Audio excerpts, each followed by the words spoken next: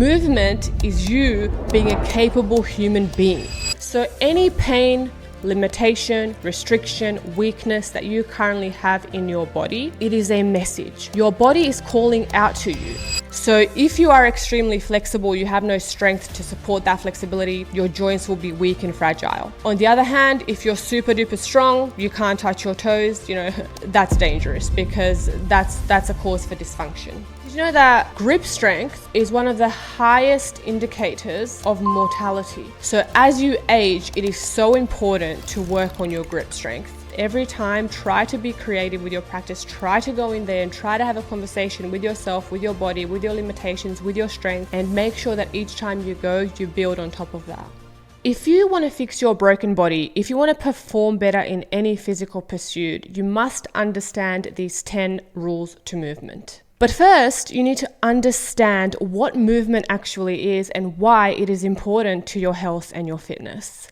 Movement is not just what you see in typical fitness, right? Movement is something ancient, something raw, something organic, something that you as a human being have evolved to do, right? It's not something that's man-made, something that requires you to, plan that 1 hour in advance where you go to the gym, you sit on a machine, you run on a treadmill. That's not movement. That's sort of like a man-made invention to get you off the couch and to get you doing something so that you feel better about yourself. Movement is sort of going back to that raw, organic, ancestral state and utilizing patterns of human movement that require you to do different things than what you see in typical fitness. So I think that, the word movement, in a sense, everyone understands what that is, but they don't really understand how it applies to physical training and how it's different. So I think these 10 rules really explain how to, 1, understand what it is when it's relating to fitness, and 2, how you can start to implement these things to improve your quality of life and your movement as well. So rule number 1, movement is not a workout, it's a way of life. What does that mean? So going back to what I said before, movement is not something that you do at 5 p.m. every day with your trainer. It's not something that you feel like you have to do. It is something that should be done organically throughout your whole day as part of your life. So what I mean is, instead of sitting, for 12 hours a day and then going and moving for 1 hour a day, you're better off taking mini movement breaks every single hour, dropping down into a squat, moving your body, and just practicing that movement throughout the day. Right? It's about integrating movement into your daily life from the moment that you wake up to the time that you go to sleep.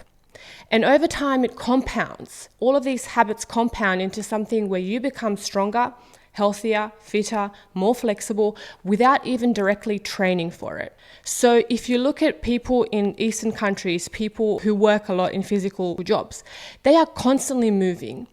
And it's very rare that you'll see them unfit, immobile, unable to do a basic thing like a squat, unable to do a basic human movement like a hang. It's because they are always moving in a way that, requires them to display these natural, organic human movements. And when I say that it's a way of life, it should be at the top of your thoughts every single day from the time that you wake up. How do I move my body? What can I actually do to go out of my way to move more? Take the stairs, instead of driving, walk. Take the bike, take public transport. Instead of sitting, squat. When you're putting on your shoe, do it on one leg. When you're having a shower, do some spinal waves. When you go to the gym, train in unconventional ways. So touch the floor, bend, rotate, twist, etc. It's not about training. It's not about picking a specific time when you go to move your body. It's about moving your body all the time as part of your life. Today's society is very sedentary. Like from the time that we wake up, we sit down to eat, we sit down in our car, we drive ourselves to the office to sit down some more, we come home, we sit, we watch Netflix, we just sit, chronic sitters. Nobody goes out of their way to integrate movement. So what you can do, just a simple thing, make sure that every single hour you get up from your desk and you do a 5-minute movement snack. That's all that you need to do to see results. Because if you think about it, a human being was not designed to sit all day. It was designed to move all day and sit sometimes when they're sleeping or resting. It's like a thing that you have to change. You have to make that change in your life if you want to see any results, because nothing will change if you don't make the time for it. So whenever you remember, make sure you're not sitting. Make sure you're not resting. Make sure that when you're training, you're not sitting on machines and training. You're actually moving your body throughout the day and going out of your way to move in unconventional ways. So rule number 2, you fix the dysfunction first and then you build the body. What do you see in typical fitness? People are going to the gym to lift weights to look a certain way, right? But they have so much dysfunction in their body. They cannot touch their toes. They cannot squat down. They have pain in every single joint. There is so much dysfunction, so much pain, so much limitation, but yet they are going to train to look a certain way. There's no longevity to this. And there's no results to this, right? You're not going to be a good mover. You're not going to look good. You're not going to be healthy. And most of all, you're not going to be able to do this for the rest of your life, which is the ultimate goal. So you need to address the dysfunction. Where is it coming from? And in most people, it's lack of mobility. It's lack of being able to move your joints through their full range of motion, right? It's the inability to actually move in a way that a human being has evolved to move and should move. So you're going in there doing your bench presses, doing your chin-ups, doing your squats, doing your deadlifts, but you are broken. You're broken inside and you're broken outside in the way that you actually move. So we need to get to the root cause of these issues, fix them, ground up. And it starts from basic things like, working on your balance, working on your stability, working on your perception, your coordination, your awareness, working on softness, hardness, being fast, being slow, having all of these qualities that are part of movement or the bigger picture of movement, right? And then you can go and take all of these and build any kind of body or any kind of physical attribute that you want. But without these foundations, it's not going to work. And I'm not sure where it came from, this whole idea that we have in fitness. People are aspiring to look a certain way, to perform a certain way, to get more numbers, more reps, more weight on the bar. Yet we are more broken than ever, more dysfunctional, more unaware, and just more unhappy in the way that we look, in the way that we perform, and in the way that we feel day to day. So that's why it's so important. And I'm sure that, anyone watching this is able to find dysfunctions in their body. Most people do wake up with aches, pains, and limitations. Yet they seem to ignore it and they kind of mask the problem and they keep going day in and day out with the same habitual things.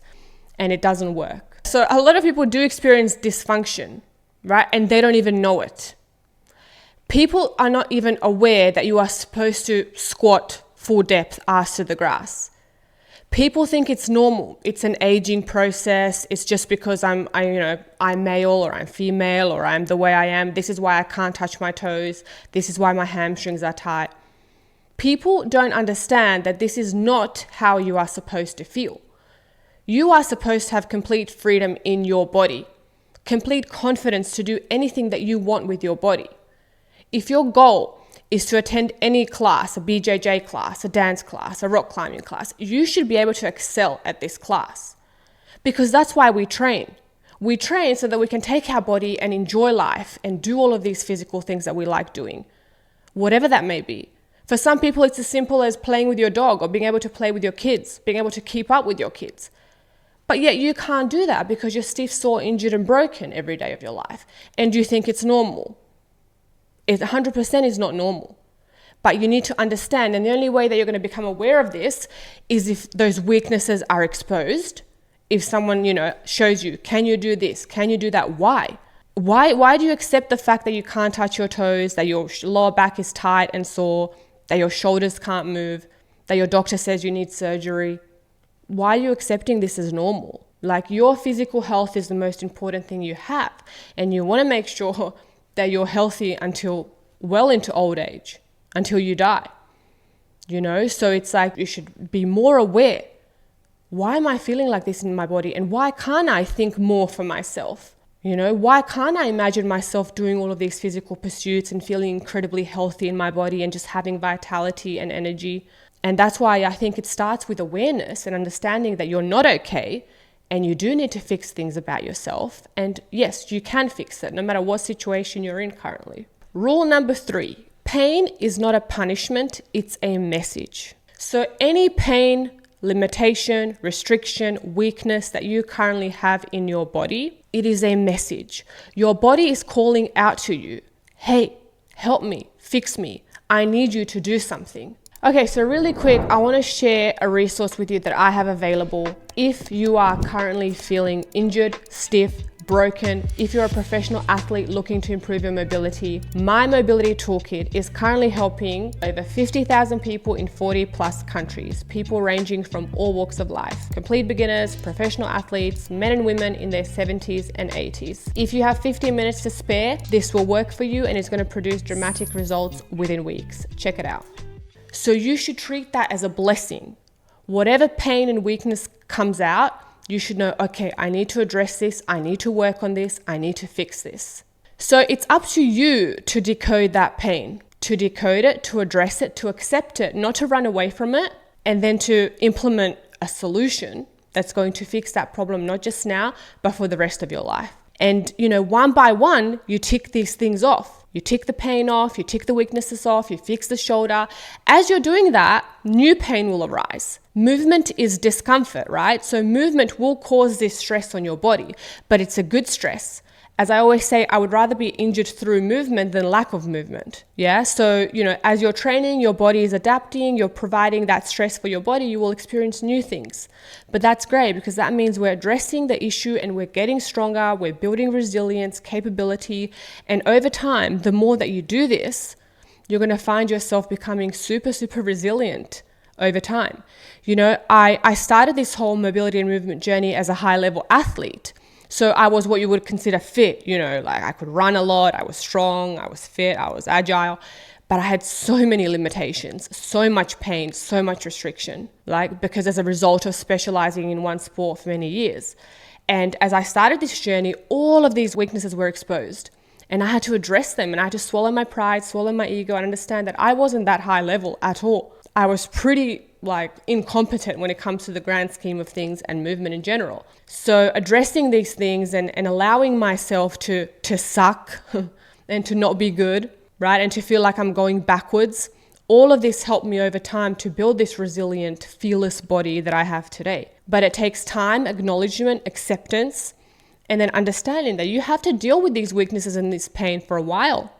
Right? You've neglected your body this long, so now it's time to fix that, but it's going to take just as long to fix it. But as long as you're not running away from it, as long as you're not gravitating towards your addictions, and as long as you're, facing those fears head on, you will fix it. And you being in physical pain is going to transfer over to you being in emotional pain, right? Because you're going to have low self-esteem, low confidence. You're not going to trust your body to do anything physical. So of course that's going to affect you mentally. And then you're not going to have the willpower, the desire, the quote unquote motivation to change anything. And it's like a cyclic effect. And before you know it, you find yourself deep inside that hole, unable to dig out, right? So you're going to reach that time where you're like, damn, this is hard shit. I don't know what I'm going to do with myself. And you're only 50 years old. You're only 40 years old.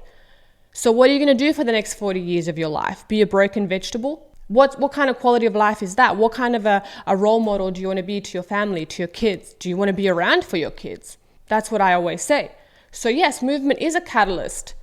Yeah, you start with the habits, you start with the discipline. Don't you worry about that motivation, all of that fluff. You do what you need to do on a daily basis to get yourself out of that pain. And with that will come a lot more because movement will influence that. It's going to influence every area of your life. And so that's why it's so important not to accept it, to address it, and to put in that work daily. It's about putting in that work, even when you don't feel like it. Rule number 4 is master positions before you chase progressions. So what do I mean by that? If you go to the gym, I'll give you a classic example, right? You see all of the strong guys squatting, bench pressing, stacking more weight on the bar, lifting really heavy. Their form looks like shit. Okay, so they don't own that position whatsoever. It's half rep squats. It's these imbalanced, presses. If they're lunging, they're all over the place. There is no ownership, no mastery of that position. You have no business getting under the bar or progressing in any kind of way until you can own and master your body. Are you able to lift yourself first before you can lift external load and demonstrate quality and beauty and movement intelligence? So this is the most important thing. And that comes with anything. If you want to run longer, if you want to perform in a particular sport, if you want to do an endurance event, if you want to squat heavier, if you want to learn a specific skill, it's like a baby. You can't sprint before you can crawl. So this is why I say we master every progression. We make sure it's like a master who works at his craft to become the best. That's what you have to do with every movement, with every position. And until you've mastered it, you don't move on. So don't chase the progressions, because you're going to hit that plateau very, very quickly.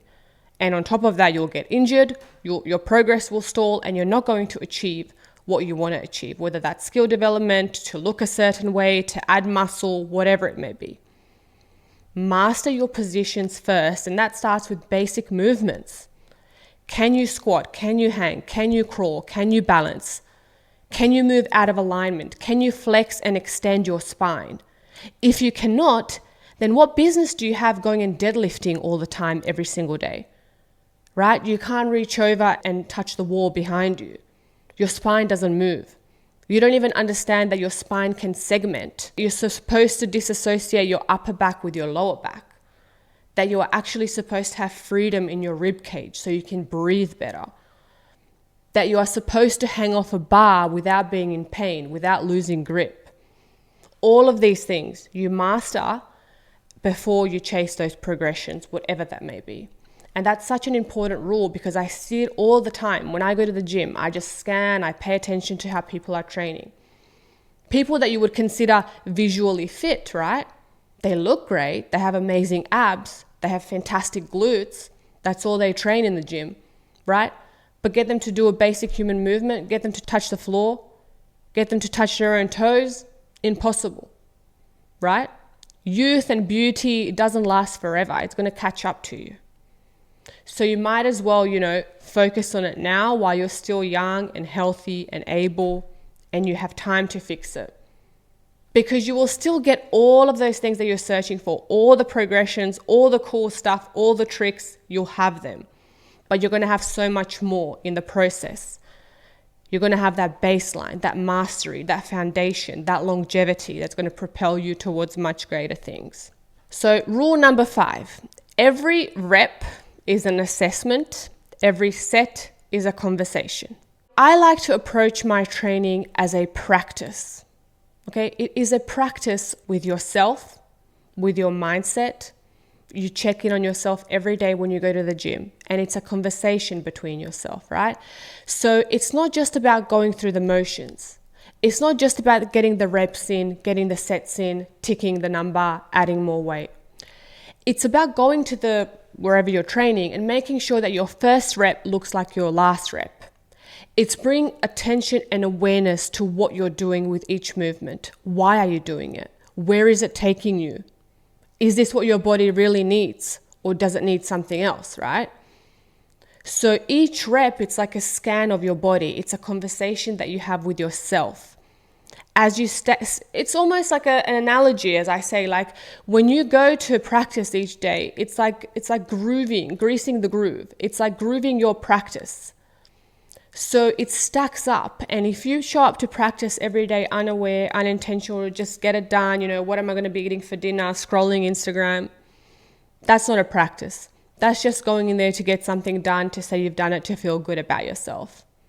You should show respect to your training, respect to your movement practice, right? Just like you show respect when you go to work with your colleagues or whatever else you're doing with your family, when you're at dinner, right? You're showing attention to the people around you. You need to show attention to your movement practice, to the movements that you're doing, to yourself, to how you show up to practice, how you prepared, the intention. And that's what I mean by that. So it should be something that you treat like, with respect, and that you really focus on every single day how you can be that 1% better. And that's how you're going to make great progress. And that's how you're going to be so much more in tune with your body. And that's how you're going to understand what your body needs. And also that's what's going to allow you to explore movement at a deeper level.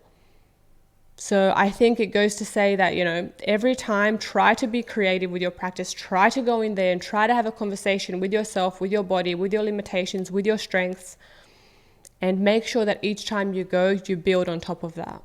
And so another part of this conversation is the feedback that you get. So when you're training rep by rep, set by set, how is your body feeling? Are you experiencing pain, stiffness, limitations? Is it trying to tell you something? And the way that I like to judge it, and I always tell people, this common question that I get is how do I assess pain, whether that pain is good for me or whether I should kind of stop? And the truth is your body will always lie to you. Your body wants you to stop. It's weak, right? You haven't trained it yet to be strong and resilient and uncomfortable. So you have to first understand that and understand that, hey, probably you can push a little bit more. If you think you can't, you most certainly can. And when it comes to pain, I always say, is it a kind of pain that's like super sharp, it's radiating down your leg or down your back, or it's nervy, or it's just really, really, it feels dangerous? Or is it kind of a pain that's more like dull, annoying, it's kind of achy, it's stiff? Most likely it's okay to train through that. Okay, so we know, like be your own judge, but be fair to that. And then I think another way to test that is the pain there during the movement itself, during training, and then it kind of subsides when you go off? Or does it persist with you? Does it linger on? Does it wake you up at night? Does it prevent you from doing day-to-day activities? If so, that's probably more serious. And then you know that, you should probably avoid that in the future. But if it kind of stops once you stop training, you know that, you're probably weak, weaknesses are being exposed, that's the conversation that you're getting, that's the sort of thing that you need to listen to, and it's okay to push through that. Rule number 6, flexibility without strength is fragility, and strength without movement is useless. So what do I mean by that? You're going to find probably two camps in the fitness world, either people who are into their flexibility training, their yoga, their Pilates, etc., don't do a lot of strength work, or you're going to find the gym bros and gym girls who just love pumping weights and do absolutely zero flexibility and mobility work. Both are dangerous, and I do not train them separately. They are a combination that get trained together, all the time. So if you are extremely flexible, you have no strength to support that flexibility, your joints will be weak and fragile. You're not building that end range of strength. You're not building that full range of motion. Under load, yes, you are passively, but not under load. It's a recipe for disaster. Okay, you're one wrong stretch away from injuring, tearing something, and there's no longevity of that. You're not building muscle. You're not building a joint strength, and that's so important, especially as you age. On the other hand, if you're super duper strong, you can't touch your toes, that's dangerous, because that's a cause for dysfunction. You end up moving like a robot, you end up having all of these different restrictions in your body, limitations, and you as well over time are going to get injured, guaranteed. So, to bridge that gap, we have to train these two components together. And that's what mobility is. It's a combination of strength and end range and strengthening that full range under that load. That's what mobility is. And people often ask me, what's the difference? How do I train for mobility? Is mobility something that I need to add into my existing training? And when do I do it? You do it as part of your training. Okay? So instead of doing half rep squats, you do full range squats. Instead of doing, half rep chin-ups, you make sure you come all the way down to a hang. You engage your scapula, you pull your chest to the bar. When training your shoulders, you're making sure that you're training them through the 360 degrees of movement, not just up, down, side to side. When you're training your back, your spine, you make sure you're flexing, you're extending, you're rotating, and you're doing that under load. So it's not about just sticking your leg up on a bench and calling it a hamstring stretch. Okay? It's about building tendon resilience. It's about putting that hamstring under load with locked knees through different ranges, through different planes. That's what it's about. And that's how you build true, long-lasting flexibility. So when I say you should be able to wake up and not need to warm up, you should be able to drop into the splits. Why? Because it's your new normal. We've built that strength, that capacity. Just like right now, I'm pretty sure you can sit down and stand up on a couch with no issues, right? So I think that you should be able to, sit down on the floor, lay down, stand up without using your hands, because we're building more range. That's the same thing with all movements. You should be able to do the splits, you should be able to do a back bend, you should be able to do a handstand. You should be able to do all of that as a human. And on top of that, you're getting stronger, you're getting more flexible, but it's becoming a part of you. So this way you'll be a well-rounded athlete. You're going to have the strength, you're going to have the flexibility to go along with that, and you're going to be able to use those attributes to actually move, to actually express yourself freely through space without any limitations, without any restrictions. So I want to have a bodybuilder who can do things that a ballerina can.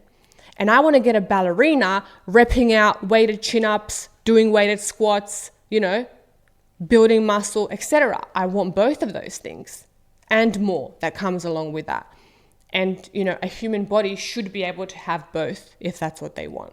Rule number 7, you are not here to look fit. You are here to be a capable human being. Nothing drives me as crazy in the fitness industry as this obsession with aesthetics. Low body weight, glutes, abs, just building muscle, looking a certain way, chasing this superficial goal of looking like your favorite influencer or, cover magazine. This is not what fitness is. This is not what movement is. Movement is you being a capable human being. Being able to flip tires over, being able to lift furniture around your house, being able to hang, being able to crawl, being able to do things that a physical human being should do. Okay? Being an athlete, having a resilient, robust body, one that is actually strong, not one that actually just looks strong. Okay? So you are a byproduct of what you do. I have yet to see a sprinter who doesn't have an amazing ass. Okay? Sprinters are not worried about getting into their little booty shorts and doing booty pumps and frog pumps. Sprinters sprint, they train hard, they eat well, okay? I've yet to meet a gymnast who didn't have the most jacked biceps and shoulders, right? Because they train, they perfect their craft. They are a human mover. They do all these cool things with their body. They don't just sit there doing bicep curls in front of the mirror for a selfie, right? So this is what I mean. Like, you train to be a human, a capable human being who can do all these cool skills and all these movement patterns, and the aesthetics are going to be a byproduct of that. You're going to have that real muscle. You're going to have those real abs, those deep abs, not just those superficial ones. But you're going to get all of this without you even focusing on that, right? So what? You kill two birds with one stone. You get the best of both worlds. But in fitness, it's just about who can eat less, who can, have more egg whites and spinach, and who can starve themselves more, and who can, do more cardio and do more abs and more glute pumps. That's what fitness has become, because that's not what movement is. Movement is so much more beautiful, so much more organic, so much more raw. There's so much more to explore than just the way you look in the mirror. It's like you have two different camps. You have those people who just want to look thin and skinny and they're so fragile. And then you have those people who want to be as big as possible. They look like blow up balloons. Like I got like a pump and I injected them. Like, and neither of them can move. And both are fragile. So is there any longevity in that? Sure, you can be a bodybuilder for a few years and then how's that Ronnie Coleman or whatever, completely broken now, walks with a walking stick. Or whatever his name is, the bodybuilder. Like, it's crazy. It's crazy to me. People destroying themselves like this. And this is not how a human should move or how a human should look. Isn't it more beautiful to be athletic? Well, it might be subjective. I don't know. Some people love it. At the end of the day, it's cool. You can love a look if you love a look. But is there function behind that look? That's the most important thing. Like, can you put your coat on? Can you tie your own shoes? Right? Can you walk through a door without looking like this? Yeah, so to me, it's like I just value movement so much more, and I value the beauty of physical expression and just that vitality, robustness that you can do anything with your body that you choose to do, and I think that's where movement is so much different, and understanding that there's so much more out there than just looking a certain way or just training with one modality. So rule number 8, you leave no joint behind. If you have a joint, you train it, and you train it through many planes. In fitness, what you typically see is people moving up, down, side to side, and taking their joints through only a limited range of motion. That's not the right way to go about things, right? If you have a joint that is supposed to move, you better get moving. So that means flexing your spine under load, extending your spine under load. moving your shoulders through 360-degree range of motion, making sure your hips can internally, externally rotate, making sure that you can move these joints at different speeds, at different angles, okay? And that's what true movement is, and that's what's going to make your joints healthy and robust and injury-free, and you're going to avoid all of these diseases that come along with it. So if you can, try to explore movement and your body and joints through unconventional ways. And this is why I say always training out of alignment. So yes, we need to train in different ways that quote unquote might seem dangerous or that people tell you is dangerous. I don't know how many times I've heard you shouldn't, flex your spine under load. It's the healthiest thing you can do for your spine. Okay, how many times have I heard don't take your knees past your toes? Well, what do you do when you walk up the stairs? What do you do when you bend over to tie your shoe? You take your knee past your toe, right? This is why people get injured. This is why people are broken, because they are not training. They're not preparing themselves in training so they can be resilient in life. Because no matter how much you try to avoid it and wrap yourself up in cotton wool, you will get injured in daily life. It's where most injuries occur. If you're not a professional athlete, you injure yourself moving your couch, bending over to tie your shoe, reaching overhead, you pop a shoulder. That's not normal, right? Just because you have not trained your body, you haven't prepared your body in training, right? So if I train my ankles, eversion, inversion, and I place load on them and I move them in different ways, there's no way that I'll be, twisting my ankle in the gutter, because I'll be prepared. I can catch myself. If I'm training my hips to be healthy, robust, I'm not going to break a hip or dislocate a hip, or I'm not going to need hip surgery, because I'm going to make damn well sure that movement is the medicine that I'm giving them. I'm putting my joints through these ranges so that I can remain robust and healthy. And this is what people need to understand. It's not the movement that injures you. It's not the movement that's dangerous. It's your lack of preparation. It's your dangerously unprepared body that it's causing those issues to happen. So this is why we need to make sure if we have a joint, we're making sure that we're moving it in every direction, through every plane, under load, and expressing that movement freely. Did you know that grip strength is one of the highest indicators of mortality as you age, right? So lack of grip strength, and why? People say, oh, it doesn't directly. Okay, it doesn't directly, but lack of grip strength is going to mean that you have weak joints, that you have a weak upper body, that you cannot carry your own shopping bags because you don't have enough grip, right? That you cannot hold onto weights. Even if you want to do training, you don't have grip to hold a weight. So as you age, it is so important to work on your grip strength, because it correlates so highly with mortality. And it's one of the most well-studied pieces of scientific research out there. Yes, grip strength, you need to work on that. You need to do your hanging. You need to do your, heavy farmer's carriers. You need to make sure that you're training that grip, holding onto things and stimulating that. Because it is true. It's definitely true. And people neglect that. They don't even think about it. Grip strength, if you want to have any kind of upper body pulling strength, pushing strength, you first need to be able to hold, grip. It's like such a raw and ancestral part. Like monkeys do it. They hang off things. Kids do it. You see toddlers at the gym like hanging off of monkey bars. It's in our nature as human beings to be doing these things. Yeah, but these little piano fingers, all they start to do is type and all this little delicate stuff. They never touch the ground. They never hang. And then people wonder why they get injured, why they get these chronic arthritis and all this sort of stuff. Well, there you go. That's why. Because you're not actually training. You're not training your body. You're not putting it under good stress. You're not building yourself up for your future. No. You're just sitting behind your computer and getting less movement into your day.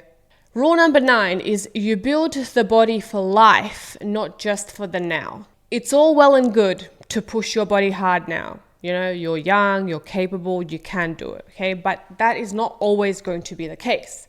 I'm not always going to be able to do flips and tricks and handstands. I'll do it for as long as I can, but I know that my training needs to evolve with me, with life. And that's the beauty of that.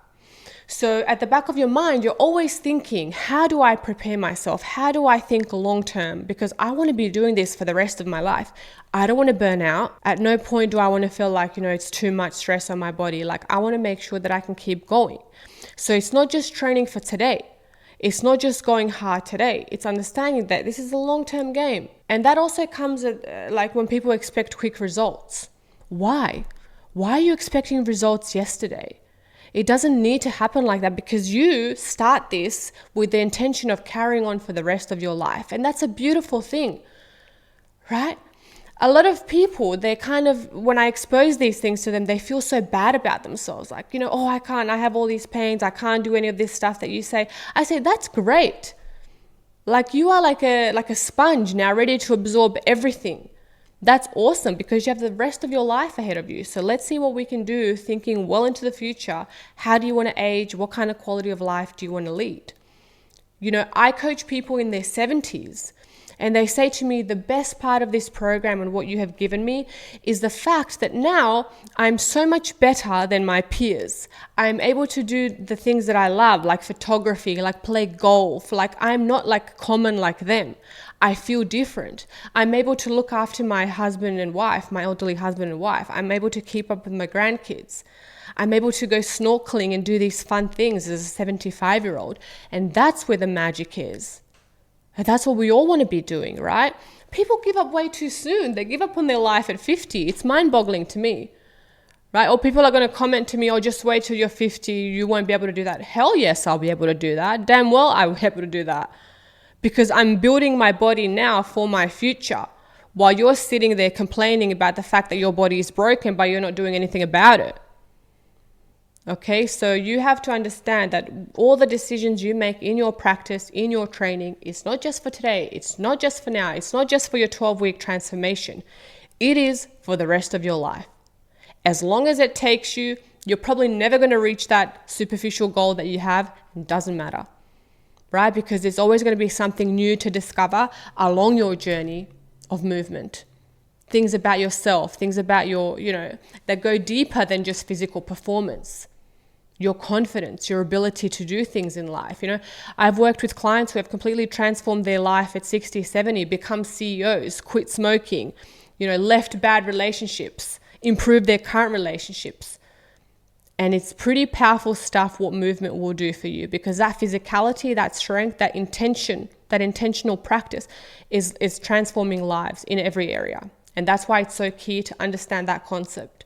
It's not just what you do now, it's what you're going to be doing for the rest of your life until the day that you die. So for example, I've traveled a lot, and I see people in Eastern countries, in Eastern European, Mediterranean countries in their 70s, 80s, right?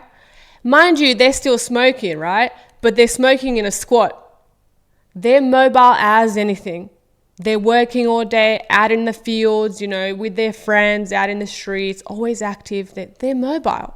They have no issues with that, because they never stop moving, right? And so for people, they have to think, what do they want to be doing at an old age? They want to be gardening. They want to be taking care of their house. They want to be going out with their friends, golfing, exploring, mountaineering, whatever, being in nature. That's what you want to be doing. And that's what this preparation in life, this movement, this mobility will give you later in life. Okay? So, you come to me at 40 and say you can't squat, you've never been able to squat. Well, hey, look at those 85-year-old men out in Eastern countries and Mediterranean countries squatting. So yeah, they can do it. You can do it too. You have everything that you need at your disposal. You just have to put in that work. And rule number 10, discipline is your default. Expression is your reward. So what do I mean by that? Discipline, okay? People always look for motivation. I'm not motivated today. I need to be motivated to start. There is no such thing. Motivation is like a romantic little fling. It lasts for a couple of days, weeks, if you're lucky, right? And then it starts to get hard. What you need to cultivate is discipline. Day in and day out, building these small, tiny habits that are going to compound over time to build that discipline. And as a result, you are going to be rewarded with something beautiful. And that is your ability to express yourself freely, to have complete freedom, trust, control in your body. And that is a beautiful thing. Okay, so whilst it might be super hard for you to get up every single day, to get it done, to work on your mobility, to do your daily snacks, to hang, to squat, to do things that are uncomfortable, it takes discipline. It takes willpower. But the more that you do it, the rewards that you're going to find that you get from that are extraordinary. And one of the biggest rewards is that freedom, to be able to move and express yourself, to be able to do these physical things, to be able to compete in a sport or an event that you've always wanted to be able to take that trip with your friends or your kids and feel complete, no restrictions in your body. That's the reward that you're going to get for that. And not only that, but also just in your day-to-day life, having that self-confidence, that trust in your body, feeling better about yourself, feeling like you belong to certain circumstances, performing better in your career, performing better in your relationships. I know that movement will facilitate all of that. But in order for you to get there, you must build that discipline, right? It sounds really nice and motivational when I talk about it and when I give you examples of all of these people that have done that. But it's hard work. I'm not going to lie to you. It's not easy. You might be motivated in this podcast as you're listening. You're like, yeah, from tomorrow I'm going to do that every single day. Well, that's not going to last unless you tell yourself, you make that promise and for the next month, rain, hail, shine, no matter what happens, if the roof is falling off, you're going to get it done. What you said you're going to do, right? And it ain't going to be easy, but the rewards will be worth it. And that's the only way that you're going to make any changes. Because everyone gets excited for a little while, right? You join a new program, you get a coach, you get excited about the work. Yeah, it's all butterflies and roses. And then shit gets hard. And that's what counts, right? The ones who get through that, that's what makes a difference. And over time, this will build and build and build, and you're going to find yourself being one resilient mofo. Yeah, nothing can touch you. That's how you're going to feel. When you're physically feeling like that, you're going to excel in every area of your life, and this I promise you. So it's not just about expressing yourself physically, it's about owning every part of your life. And you really owe it to yourself to make your body perform at its peak physical potential. And you're not most people are just scratching the surface of what they're capable of. They are not even allowing themselves to think bigger. Okay. And I say to you again, the only way that this will happen is if you cultivate that discipline. And that comes through doing uncomfortable things, putting yourself out of your little comfort bubble, doing things that don't make you feel good, going through the pain, embracing the suck, and just being addicted to the daily process. That's what you need to do. Get addicted to the process. Don't worry about the goal. Don't worry about the result. Do the work. And the rest will come.